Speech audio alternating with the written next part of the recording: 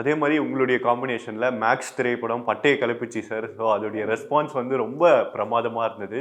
அதே காம்பினேஷன் மறுபடியும் மார்க்ல இந்த வருஷம் வந்து மறுபடியும் ஒரு பேங்கிங்கான ஒரு என்ட்ரி கொடுக்க போறீங்க.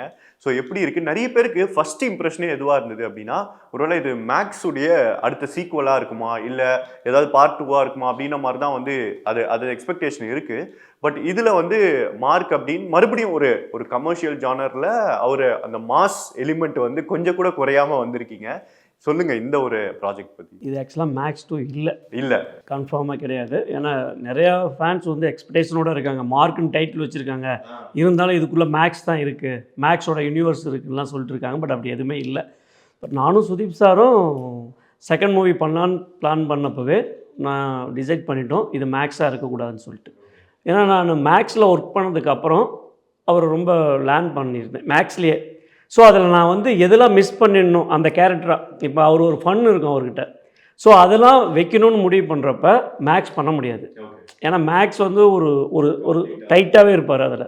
ஸோ அப்போ அந்த படம் பண்ண வேணாம், அப்போ அதுலேருந்து இன்னொரு வெர்ஷன் பண்ணலாம் அப்படின்னு டிசைட் பண்ண உடனே மார்க்குன்னு இந்த சப்ஜெக்ட்டு இது வந்து முழுக்க முழுக்க கிச்சா சுதீப் சாருக்காகவே ரைட்டப் பண்ண ஸ்கிரிப்ட் ஃபுல்லாகவே பார்த்து செதுக்கிங்க அப்போ.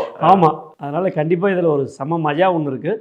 இன்னொன்று சாரும் நானும் ஆக்சுவலாக ஏப்ரல் தான் டிசைட் பண்ணோம். அவர் என்னடா ஒரு பவுண்டர் ஸ்கிரிப்ட் இருந்துச்சு, அவர் கேட்டார், டிஸ்கஸ் பண்ணோம். சரி இமீடியட்டாக அவர் சப்ஜெக்ட் கேட்டோன்னே இமீடியட்டாக 25th வரணும் அப்படின்ட்டார். ஸோ அதுதான் சேலஞ்சிங்காக இருந்துச்சு. ஸோ எப்படி வரப்போகிறோன்னு தெரிலங்கிறப்ப சத்யஜோதி ப்ரொடக்ஷன் வந்து உள்ளே வந்தாங்க. வந்ததுக்கப்புறம் ரொம்ப கான்ஃபிடென்ட் வந்துச்சு. ஏன்னா ரெண்டு பேருமே பெரிய லெஜெண்டு, அவங்க ஃபுல்லாக பின்னாடி இருக்க போகிறாங்க, அப்போ வேகமாக போயிடலான்னு சொல்லி ஸ்பீடாக ஸ்டார்ட் பண்ணிட்டோம். என்னுடைய டீம் தான் ஆக்சுவலாக ஜூலை 7th தான் ஸ்டார்ட் பண்ணோம். அக்டோபர் முடிஞ்சு இப்போ ரிலீஸ்க்கு வந்துட்டோம்.